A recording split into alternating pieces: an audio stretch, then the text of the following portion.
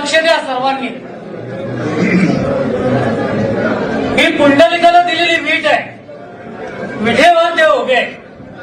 मुक्तिकेसी नावाची एक दासी होती. तिला आपल्या रूपाचा गर्व झाला होता.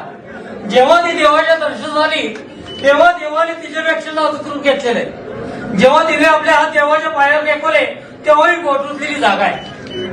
ही कृष्णावतारात गोकुळात गुरे राखायची काठी आहे. हा पितांबरचा सोगा आहे. हा वासनिवेलाचा कतोड आहे. डाव्या हातामध्ये शंख आहे. उजव्या हातात कमल पुष्प आहे. ही ब्रह्मदेवाने जन्म घेतलेली जागा आहे. हे अर्धांगिनी रुक्मिणीवासाचं स्थान आहे. हे मृगलांचन आहे. हा कौस्तुभमणी. हे मकराकार कुंडल आहे आणि शिवाकार मस्तक आहे.